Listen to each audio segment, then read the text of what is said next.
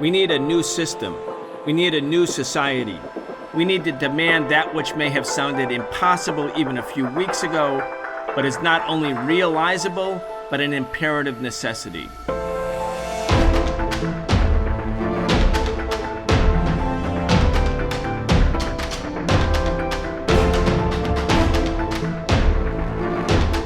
In a massive nationally coordinated crackdown, the United States has arrested more than 3,000 students in the past few weeks.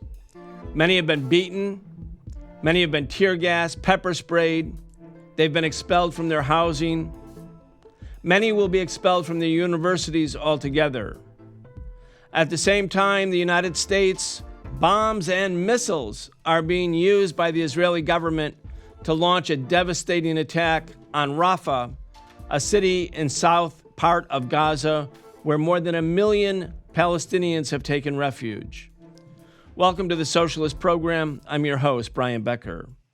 Today we're talking with Layan Fuleihan. She is a Palestinian organizer with the Shut It Down for Palestine Coalition.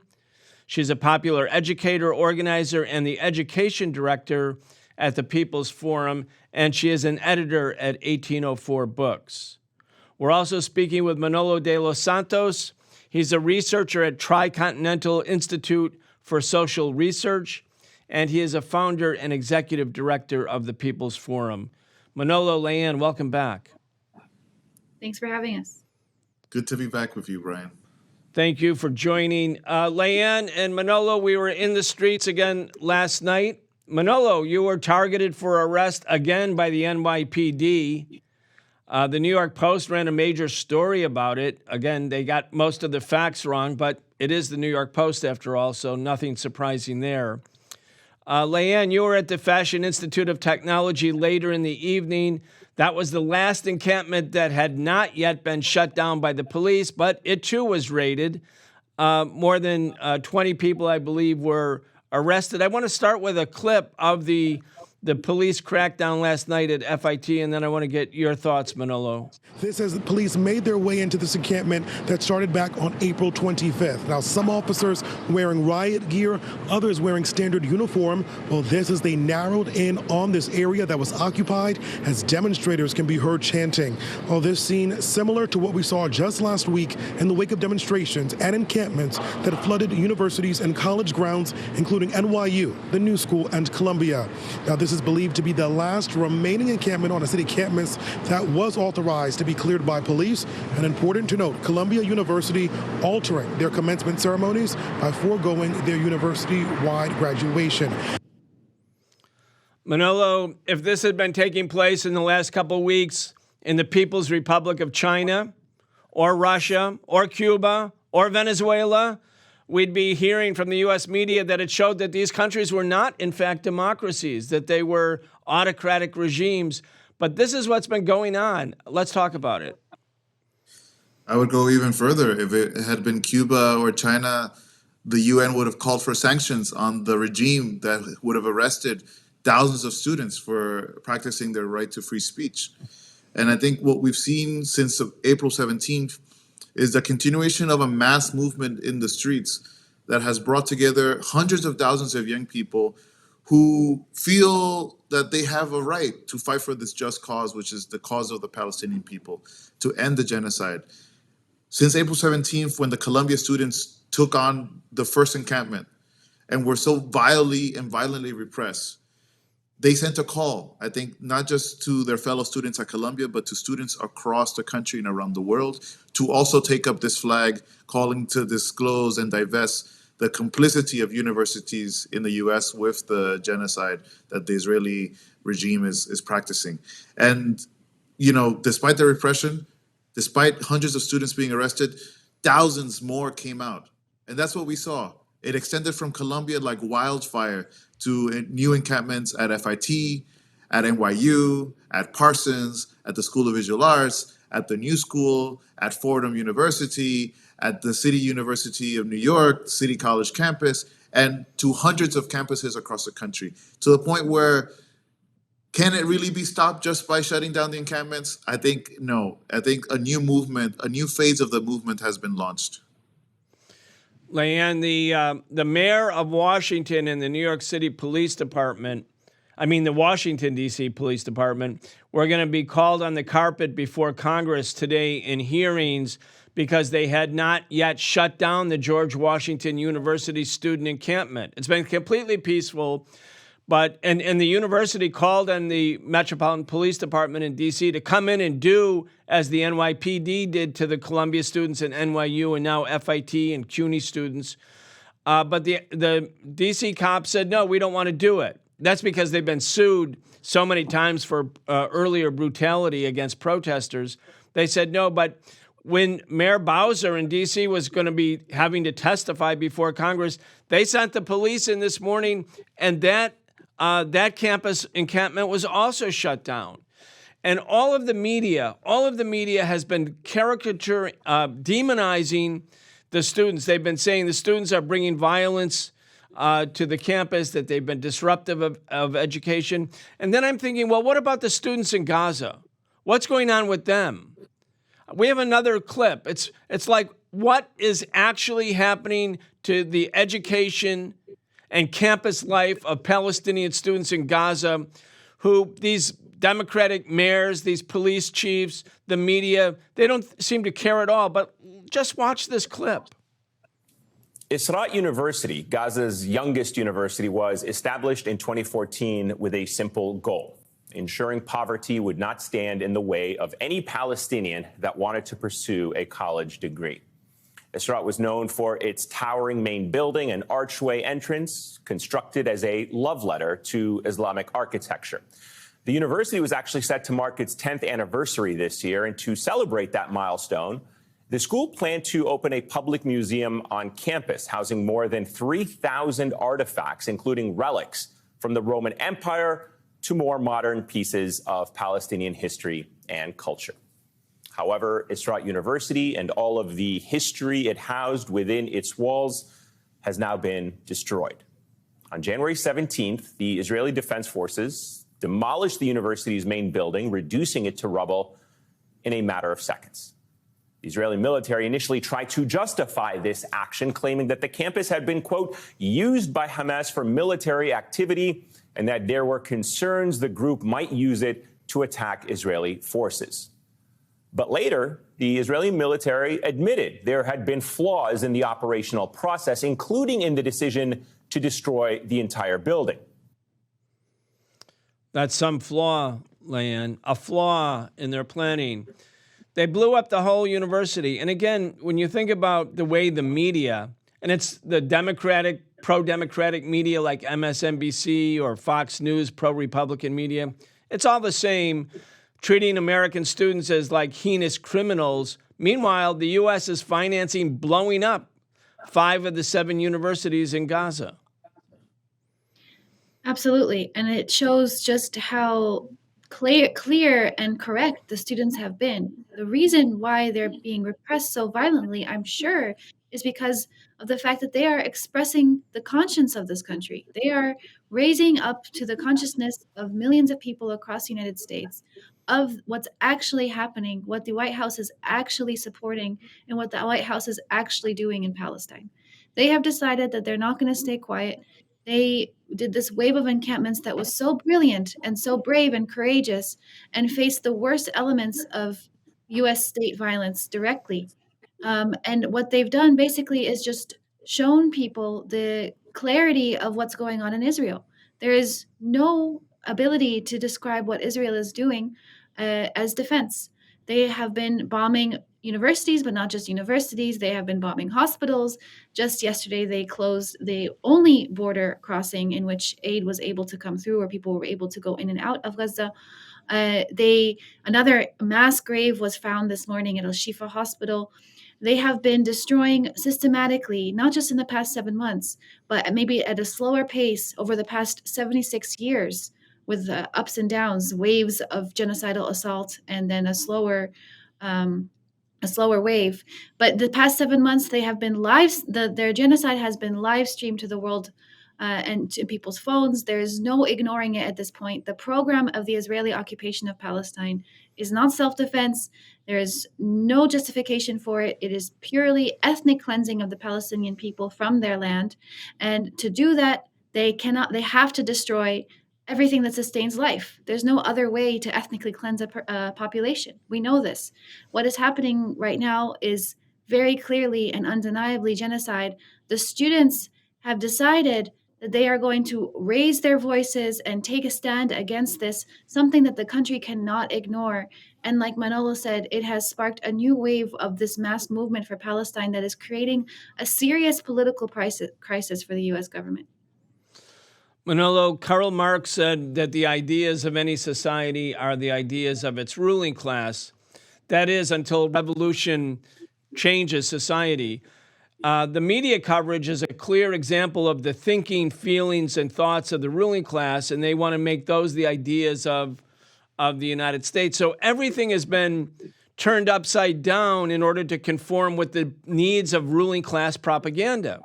So the students who are the victims of police violence are made to be the perpetrators of violence.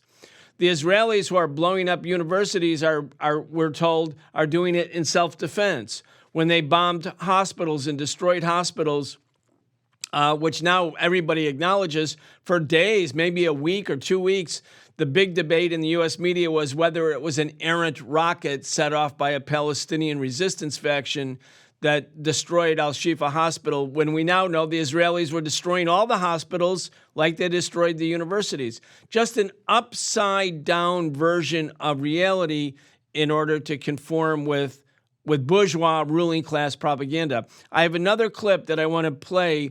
It's about how the media is actually treating demonstrators. Again, it's from an MSNBC clip. It's excellently done. It's a montage. Again, I want to play this for you, for the audience, and then get your thoughts. For almost 7 months, the war has halted the studies of at least 88,000 students, according to the Palestinian Authority's Ministry of Higher Education. But if you've turned on television here in America, it is apparently American universities that are under attack. As pro-Palestinian anti-war protests continue to spread to college campuses across the country, coverage of these demonstrations has dominated mainstream media. Here's just a really small glimpse at how these protesters have been described. Watch. I'm reminded of January the 6th. That's what this looks like to me. This might look like January 6th, but it's 1,000 times worse. Charlottesville was a little peanut, and the hate wasn't the kind of hate that you have here. Harkening back to the 1930s in Europe, and I do not say that lightly. Keep marching for Hamas, kids. This is not what students bring to school. Hamas is here.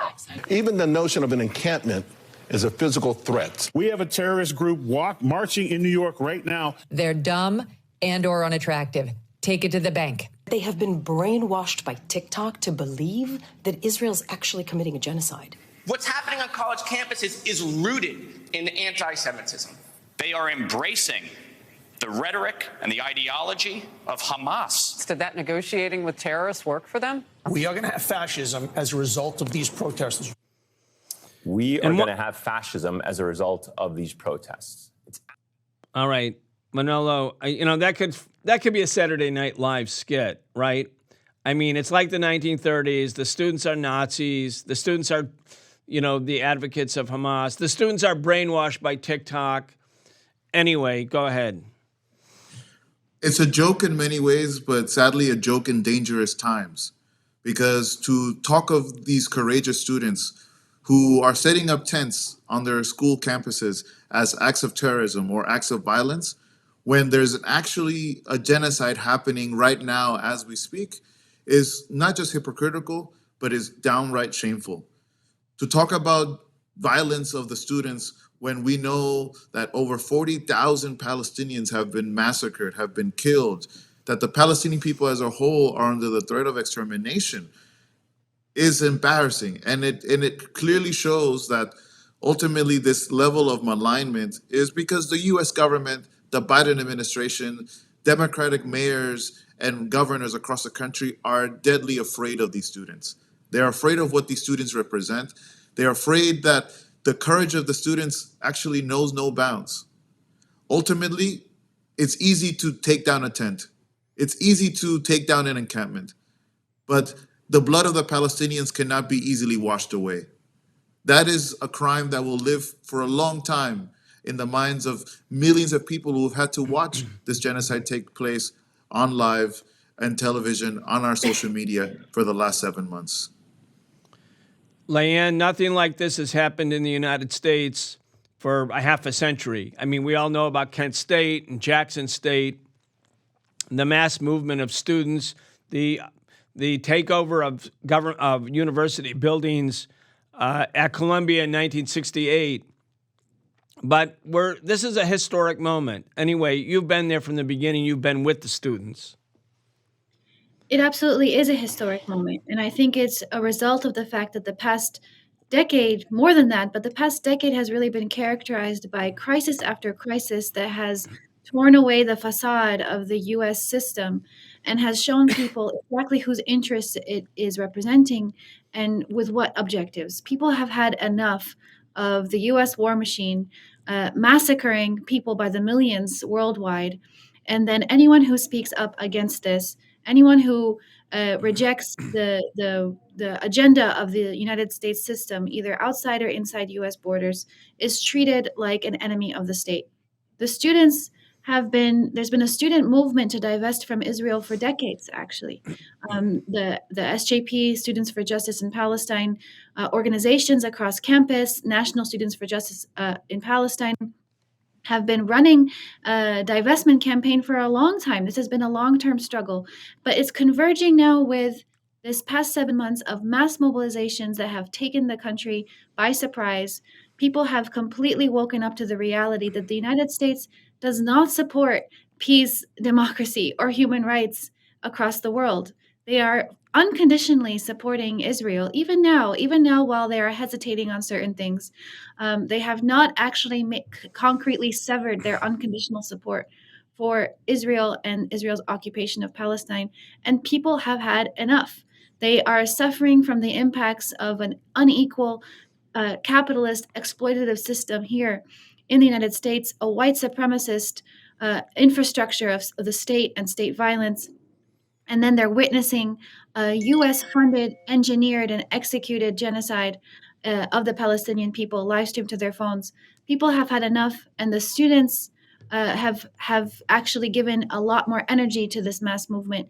It's been going on for 7 months, and it hasn't ebbed at all. And now we're only seeing the political pressure coming from the grassroots increasing to even more unprecedented levels.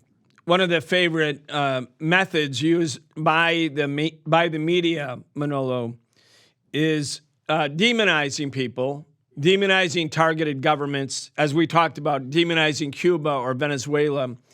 But these students who are U.S. citizens, for the most part, certainly at U.S. campuses, they're being demonized. And they're also the victims of violence. I want to play a clip. It's about what happened at UCLA. But when you listen to this clip, you would think perhaps the students were the perpetrators of violence when, in fact, they were the victims of violence by right-wing Zionist forces. Again, let's listen or watch this clip. More violence is erupting on college campuses after a night of unrest from coast to coast.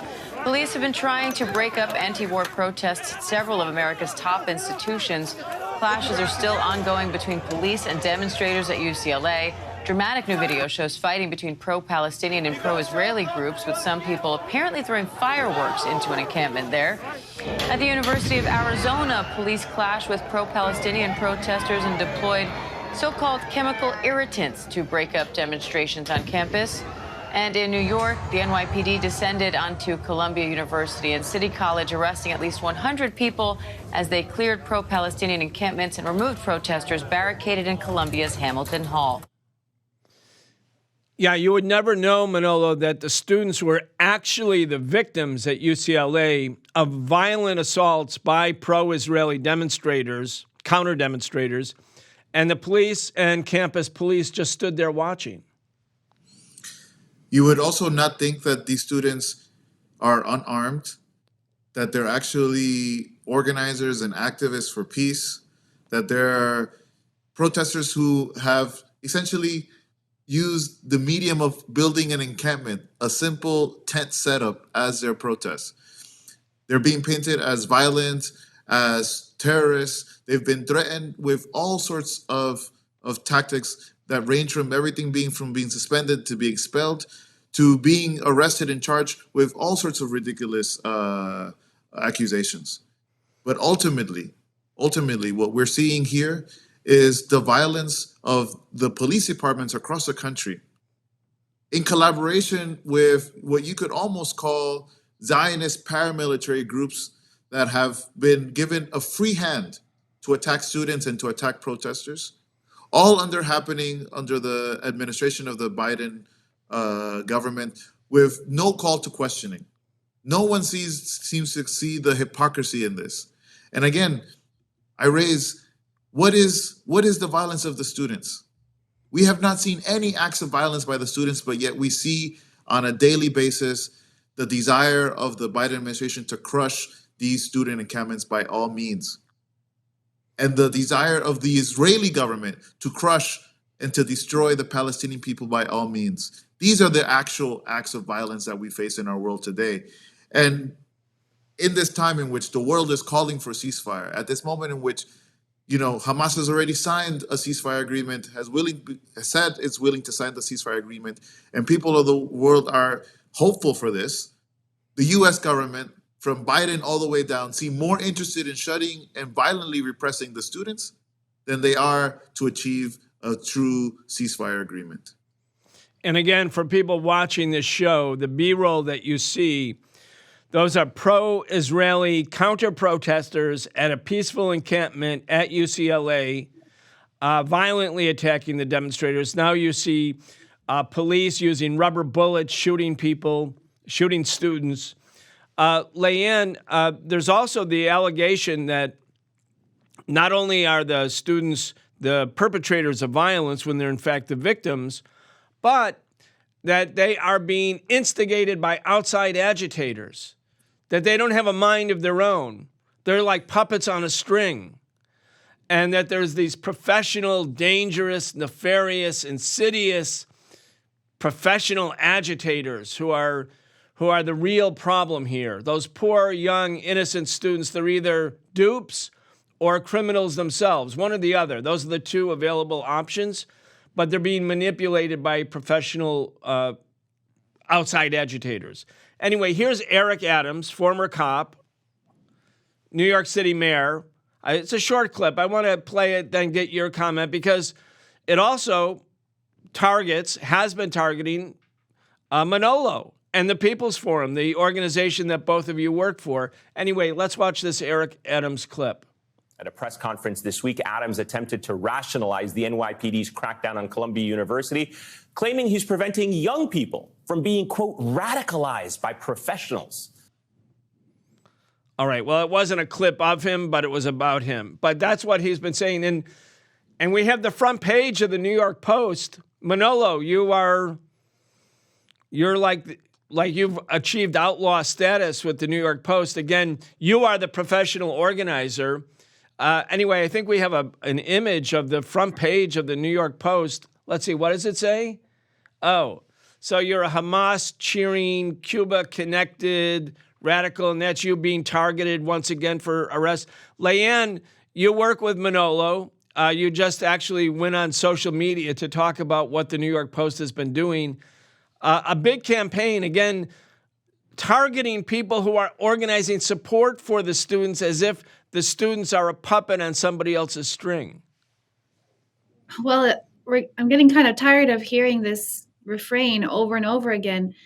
It's just the corporate media running dogs for U.S. imperialism, insisting that no one could actually have a position against the U.S. agenda or a U.S. foreign policy without being manipulated by some outside force. They want to insist to the U.S. public that this position is somehow outside the bounds of rational thinking.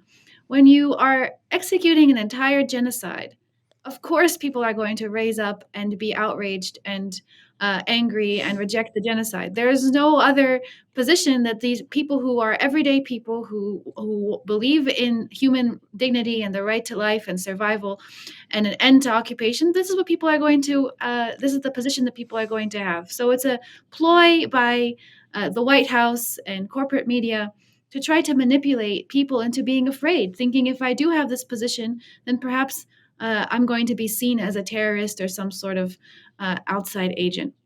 And honestly, the New York Post and other right-wing media, it's kind of getting to a ridiculous extreme, their obsession with Manolo.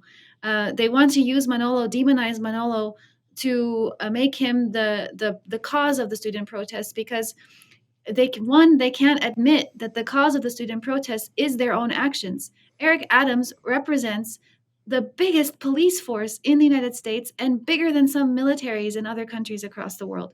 And he's been using this police force to terrorize and repress freedom of expression for the Palestinian cause. He's been using this police force to try to manage the political outrage and the shift in public consciousness that has been happening for the past 7 months. And besides that, this police force that has been terrorizing working people, Black and brown people across New York City for quite some time, forever. And so to use Manolo as kind of like this demonizing Manolo and following him around and making these outrageous claims. First of all, the People's Forum is an educational center. We provide political education. We are a public space where people can come and gather and discuss and speak freely about the issues that they care about, which obviously is not able to be done even on university campuses, which claim that that's their mission. That's what we do here. In no way, shape, or form are we or Manolo kind of pulling the strings behind the very beautiful and courageous student movement. That was done by the students. We need to give credit to where it's due, and it's a righteous act. It is something that is in defense of justice. What the New York Post has been doing, what the capitalist media has been doing, Eric Adams and his public tweets and his press appearances, they are trying to, again, like you've showed before in the previous clips, twist the narrative to make it seem like those who are standing up against the violence, against the genocide, are themselves the perpetrators of violence. Yeah. And I'll just end with one thing. I mean, Eric Adams had a press conference. I'm not sure if that quote was from the same press conference yesterday about some graffiti on the World War I memorial. He had an entire press conference about some graffiti and has said nothing about far-right actors, Zionist extremists, running over a college student yesterday and running over and attacking pro-Palestinian protesters. He said nothing about his own police force using extreme examples of brutality to repress the student movement and the Palestine movement. So the hypocrisy is at its extreme level. Manolo, that's a good point that Layan's making. You know, Eric Adams upset about World War I monument or statue or whatever being spray painted. Okay. But what about World War I? At the time the United States was entering World War I, there was a big anti-war movement like there is against the Gaza war. Eugene Debs made a speech against the war. He said, I'm not going to go kill workers from another country. I'm going to oppose the U.S. entrance into the war. And because he made that speech, he was sentenced at age 66 to 10 years in prison, and he went to prison. So the war was obscene. 20 million people died. Eric Adams is upset because somebody spray painted it, allegedly. But the war itself isn't the issue. The killing of 20 million people isn't the issue. The sending of U.S. labor leaders like Eugene Debs to prison for speaking out against the war, that's not the issue. Again, it's the reframing of the debate such that the ruling class ideas, the ideas of support for the genocide that Israel is launching, that those become normalized and acceptable. And even with all of this propaganda, huge parts of the American population aren't buying it. They're not buying it. And I think that what's happening to you, the targeting of you, is again a way to distract attention from the real issue. The righteous and heroic efforts of the U.S. students and the struggle of the Palestinian people to end a genocide. So anyway, let's just talk about what's happened to you. Layan just tweeted about it, but it's quite remarkable. You've been There's been 4 articles, hit pieces by the right-wing New York Post against you. You're on the front page. Let's bring that image back up if we can of that front page. It says, leader of Hamas cheering radical activist group hauled away by NYPD at FIT encampment. Well, again, you weren't arrested at the FIT encampment, but that's the front page. Let's pull that image up. Anyway, were you at the FIT? Let's just clarify it for the public. Were you arrested at FIT? To be very clear, I was arrested while leading a march that we had called All Out for Rafah, starting at Union Square earlier in the day. And, you know, I am proud to be part of a long tradition in this country that goes back over 100 years, that starts with Eugene Debs, but continues in the figures of many others, from Martin Luther King to Claudia Jones, who have been socialists, who have stood against war, who have stood up against genocide, who have stood up for the noble causes, the just causes of our shared humanity. I mean, when they say that, when Eric Adams says we are radicalizing the children, I would say the children are radicalizing us, because they are willing to risk arrest. They are risking expulsion, suspension. They are risking losing their homes at their universities. They're risking essentially being doxxed and gaslighted and ostracized by sections of society.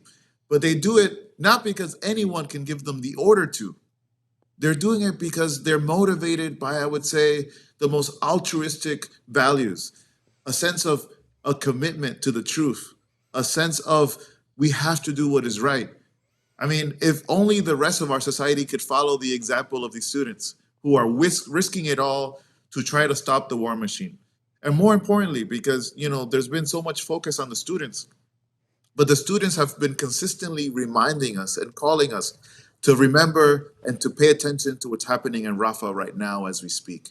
I mean, they saw clearly what others in society have refused to see, which is there's a high level of complicity of all our institutions, from the government to our universities, in maintaining and developing and supporting the acts of genocide. And we see it more clearly when the people who repress the students include, for example, lecturers at Columbia University who are former IDF soldiers, who are associated with the Israeli intelligence, and who also work for the NYPD. This is actually what should be concerning us as a society. These are the actual outside agitators. The fact that there are Israelis who operate with impunity inside the United States, with full support of the United States government, to attack, to dox, to go after student protesters. I want to play another clip. This is from Emory College in Georgia. Again, peaceful protest. But, you know, in Georgia, the police have been acting against the protesters against Cop City. They came in on Emory College. They arrested the students. They shot at them. They used pepper spray. They arrested their professors, Layan. The professors went, you know, they were really standing up. And this has also been happening all around the country. Professors and faculty are coming out and standing with their students. And the students are really, people might say, oh, these are students from elite colleges. They're all privileged. Well, you know, when you look at who was even arrested, one of the media reports about who was arrested at Columbia, which of course is considered one of the elite universities. It was, many people were from working class backgrounds. It was very racially diverse. So the stereotyping of students has also been largely a misnomer. Anyway, let's watch this clip from Emory University. It's quite something, but again, emblematic of what's going on all over the country. This was how the day started. Dozens of people with tents, bullhorns, and other displays joining with other major universities across the country, calling for an immediate ceasefire. Then this.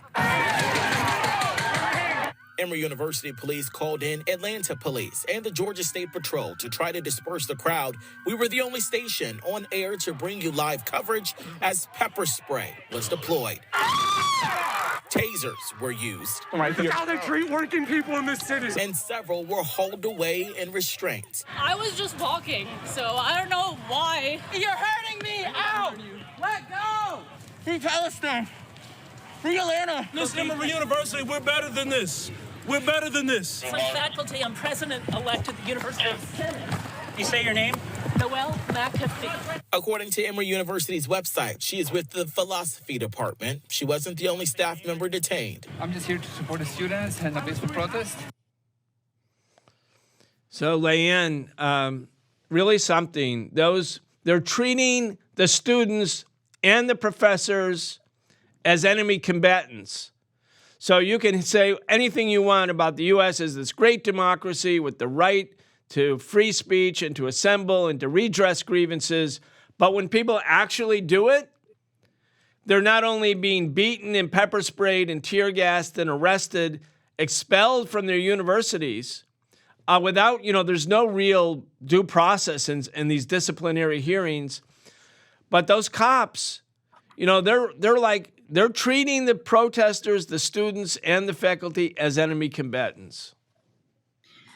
Well, that is really quite something, and very much exposing the fact that the United States requires the control of not only financial, economic, and military flow and power, but they also require the control of public opinion in order to maintain and reproduce the U.S. system.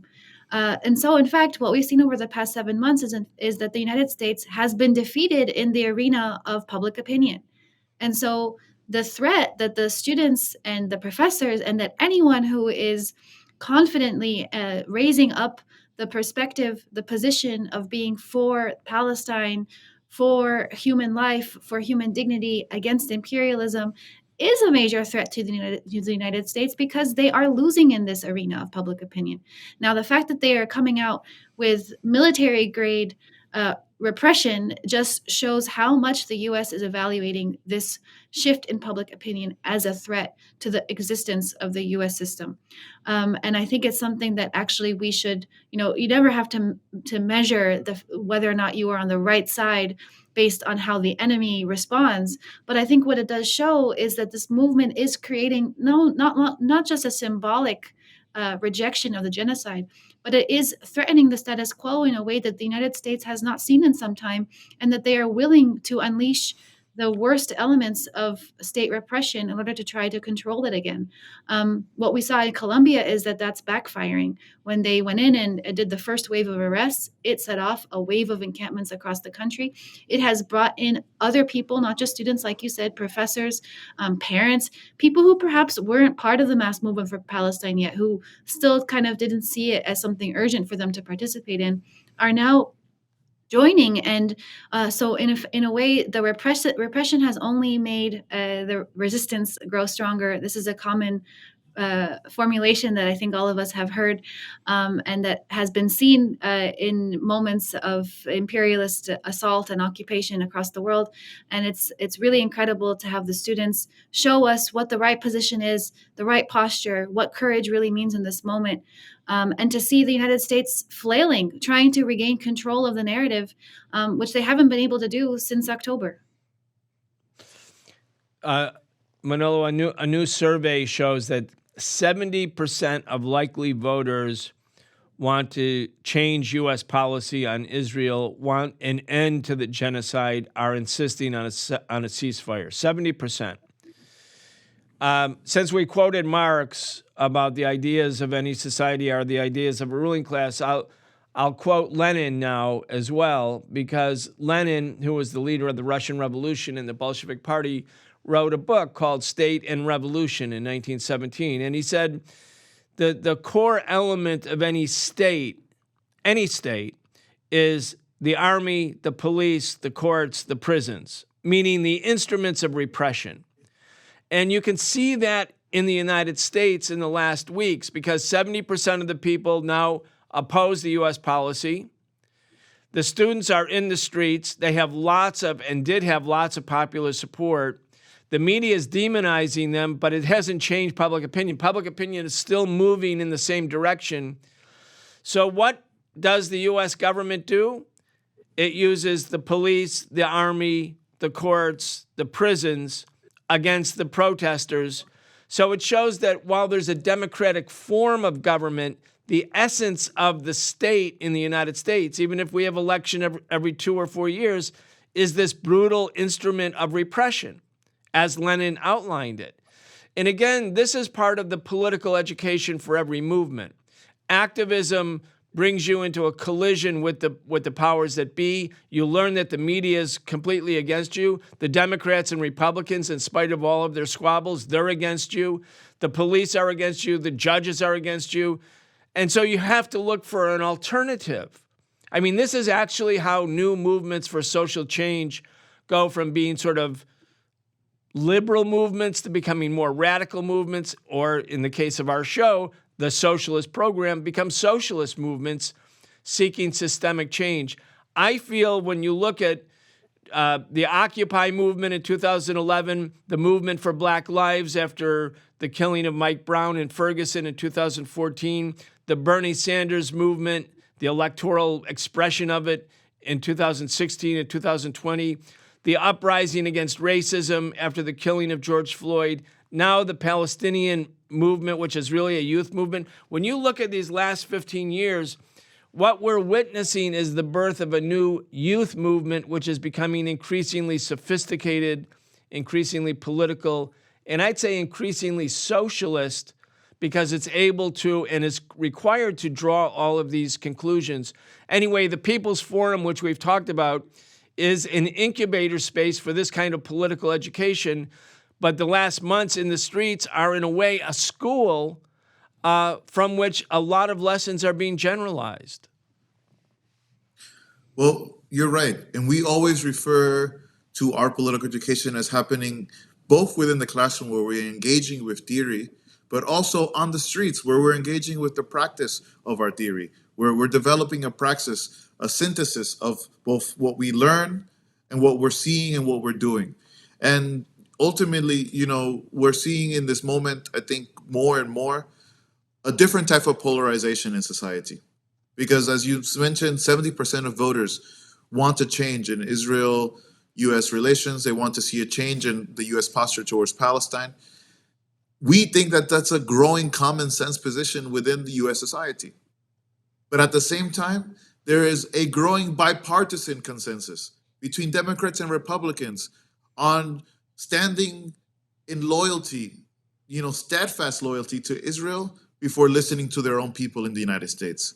And that means that we're going to have to move closer and closer to a break with the ruling class in this country, that many more people refuse to just sit silently and take orders from regimes, from administrations, Democrat and Republicans. I mean, we're looking at both Democratic governors and mayors, but also Republican governors and mayors who are clamping down on student protesters.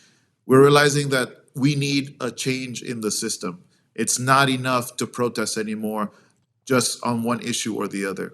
We want a clean break for a new society that has to be rebuilt, that talks about solidarity, that talks about human dignity, that talks about ending genocide when we see it happening in front of our faces. And I think, you know, Biden right now is constantly threatening young people with this discourse about the threat of fascism if we don't vote for Biden. But we're seeing repression right now. We don't have to wait for Trump to get into the White House to be put in jail. We don't have to wait for Trump to get into the White House for us to be repressed. We're sure that will happen if Trump comes in, but we're already living it right now. Yeah. And Layan, you know, the New York Post, very right wing. Fox News, very right wing.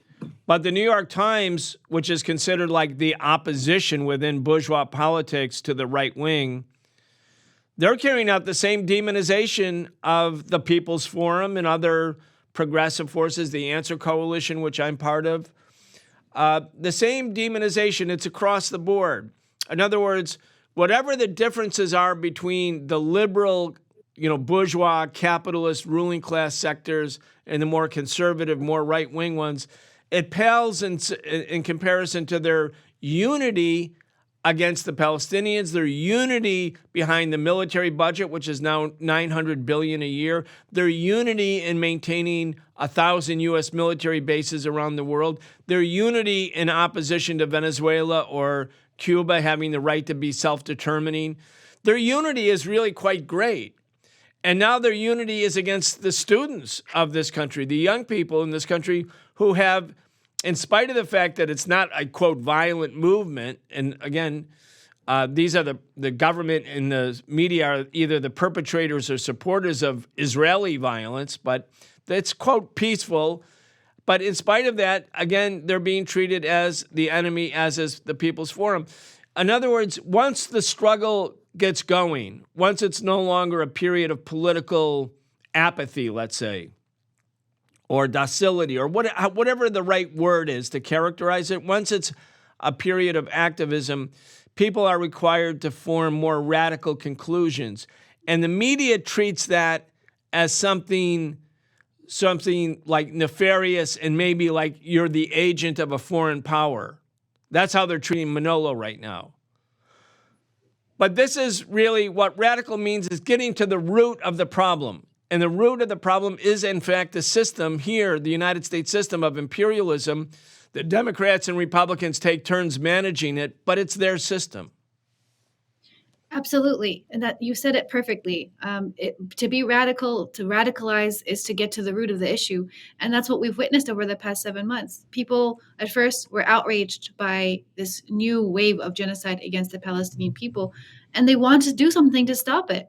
And once you start looking into, well, what can we do to stop it? It's not just convincing Biden that his foreign policy is wrong and changing his policy.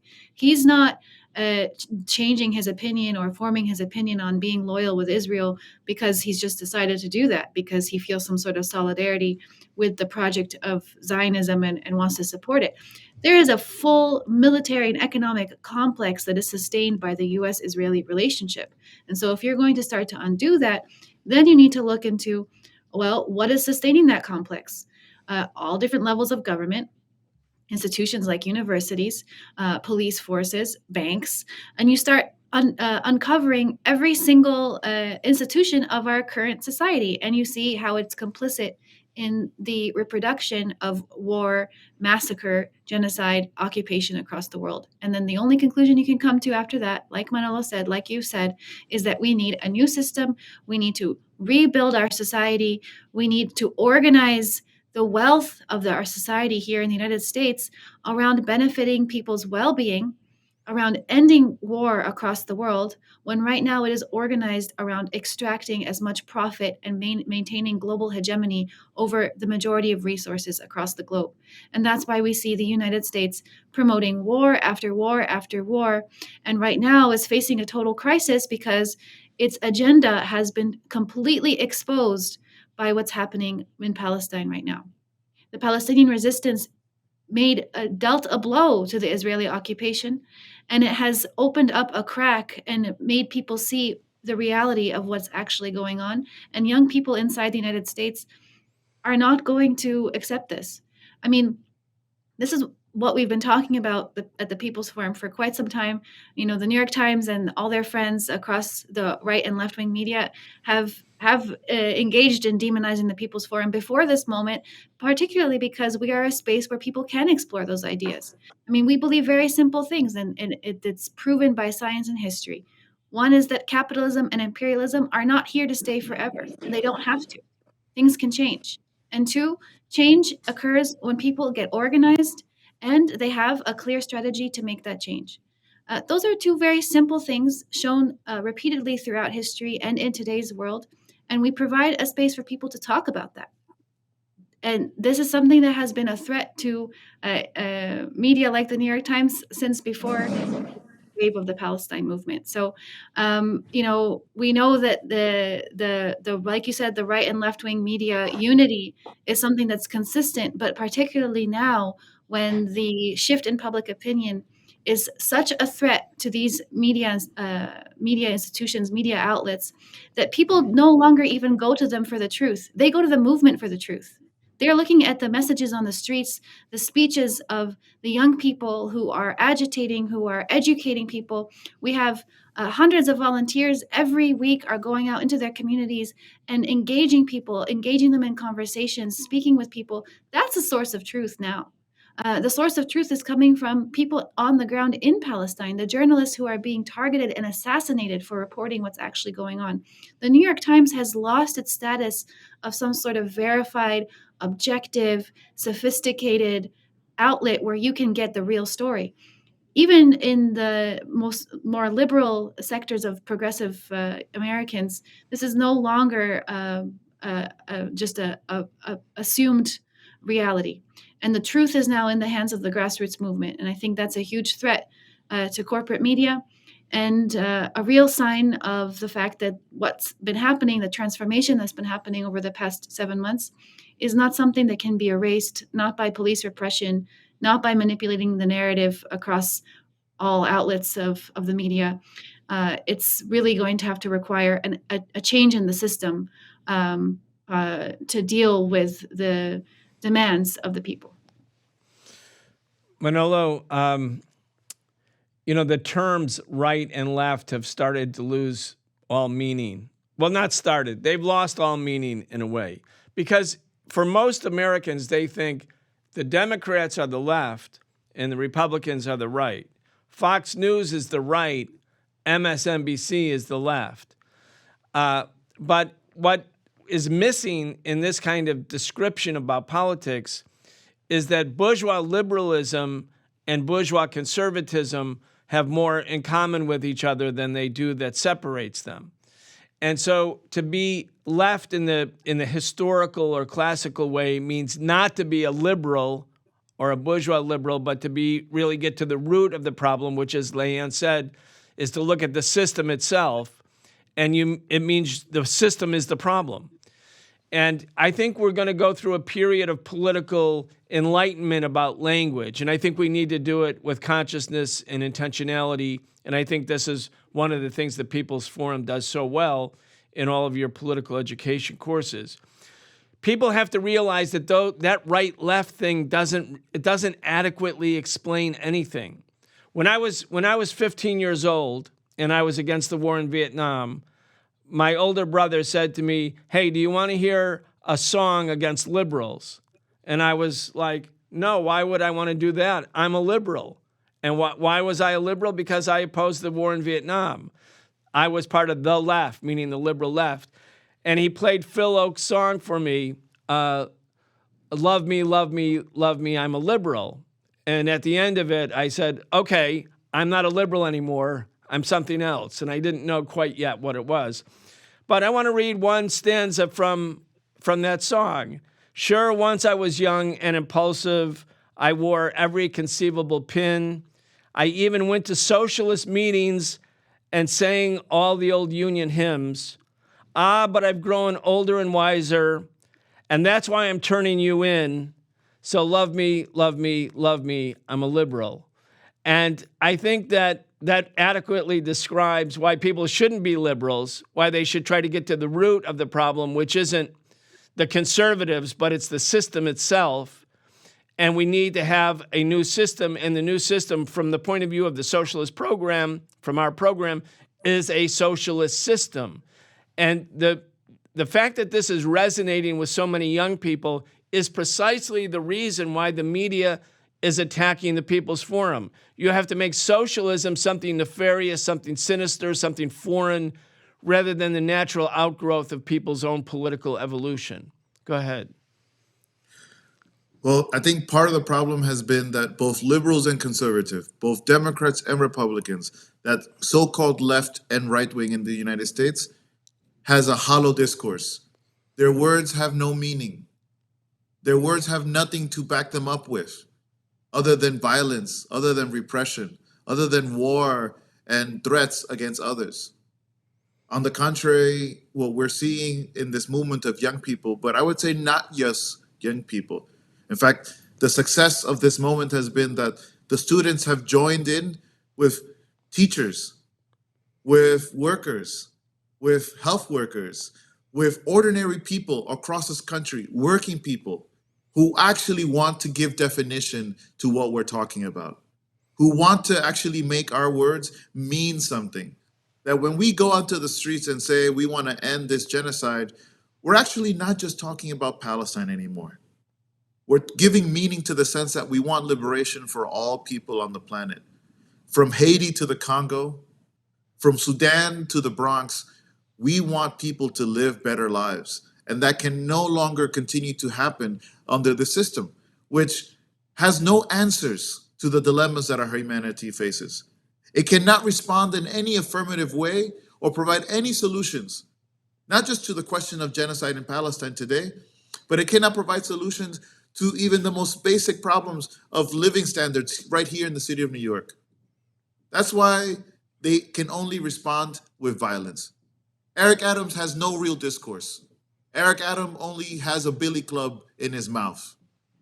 But we, on the other hand, are a growing movement of, again, not just young people. The students are with us. The teachers and doctors are with us.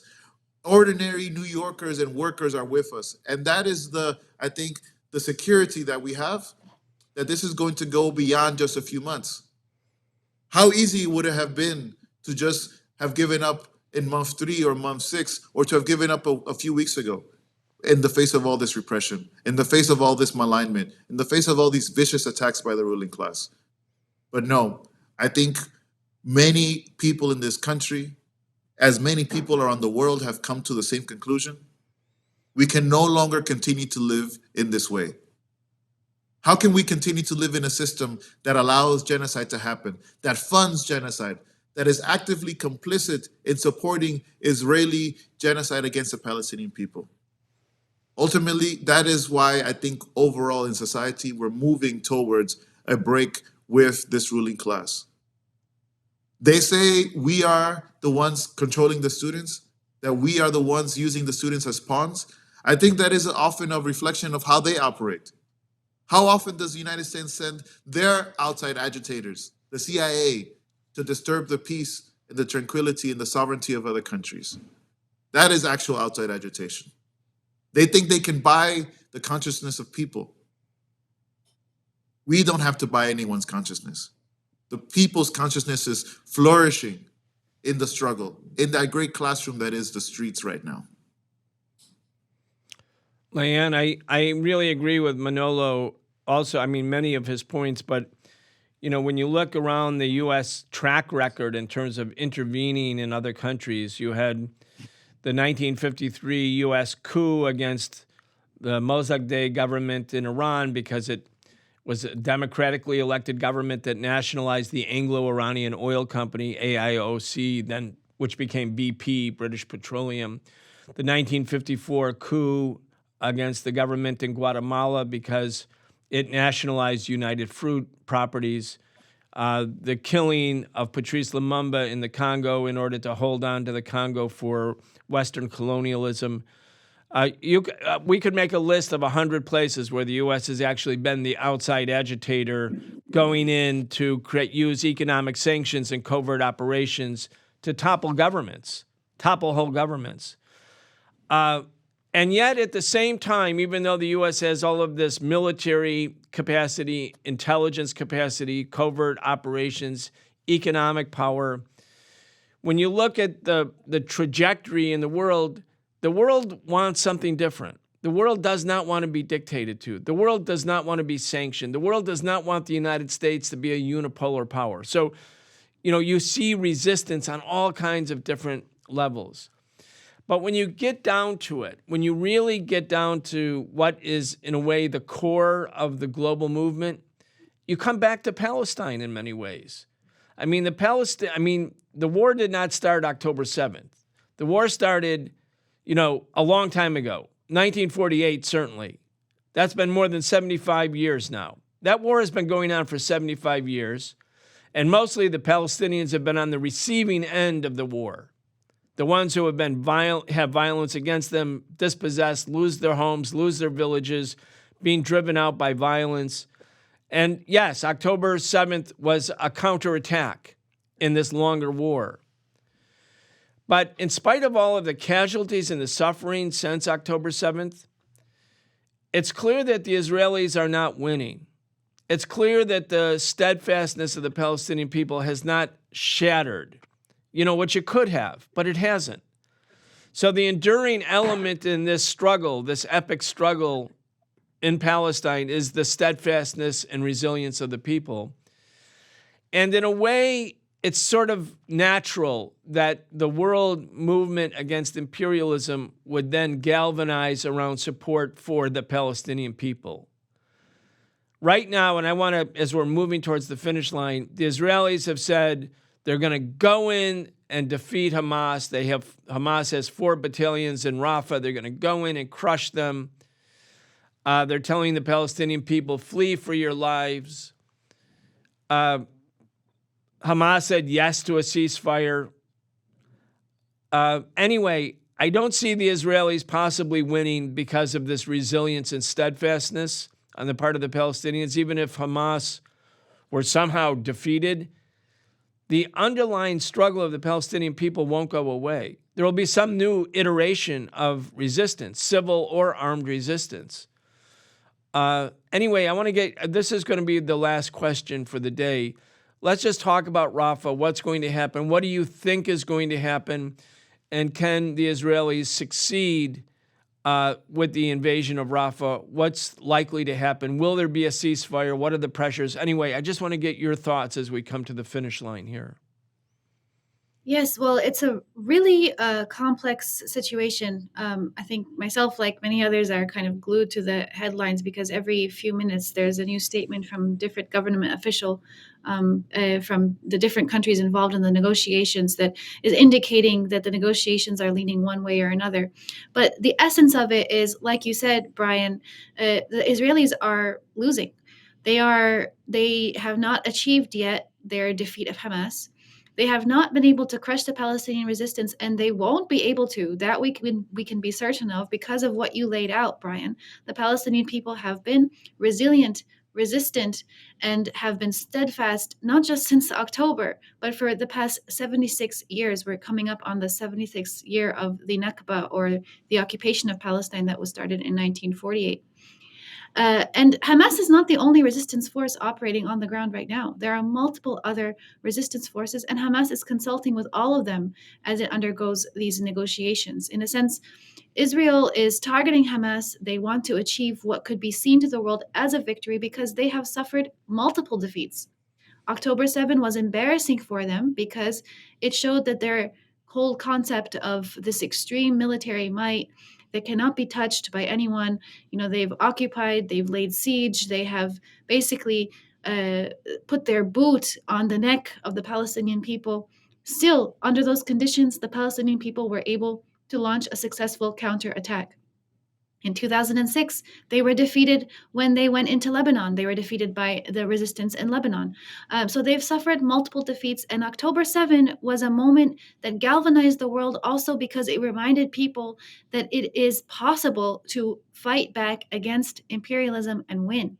That in fact, they are not invincible. It is possible to actually cause them a defeat, even though they have this massive military might, which then they unleashed to kill children, to demolish homes, to kill aid workers, to kill journalists, to just massacre many, many people. I think on this show, we've said multiple times, Israel can kill, but it can't win.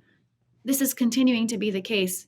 Even with the invasion of Rafah, they want to come in now because they cannot accept the fact that they've been defeated. They do not want to accept the terms of a ceasefire because it would end the war without achieving their military objectives. And even though major sectors of Israeli society are asking for the ceasefire, they want an end to this war. Multiple groups of Israeli soldiers have defected. The families of those who are being held as hostage in Gaza, who are demanding that the ceasefire be signed, but still Netanyahu and the War Council are pushing forward because they cannot accept the fact that the end of the war would be marked without Israel achieving even just in image some of its military objectives. What's very interesting right now is that the United States, number one supporter, co-collaborator, co-conspirator of the Israeli occupation, is feeling a bit uncomfortable about the invasion of Rafah and is making that discomfort known.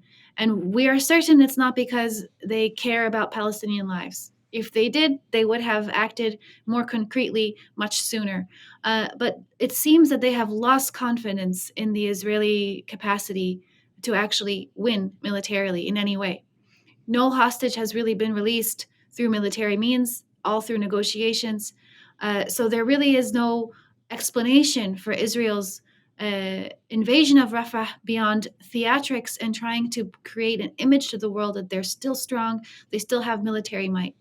But they've been defeated time and time again, even when Iran did their response after the Israel's bombing of the embassy in Syria. It cost Israel billions of dollars, and multiple major military countries had to come to their aid to respond to a pretty low-scale, not using advanced technology attack from Iran. And Iran still hit certain military targets.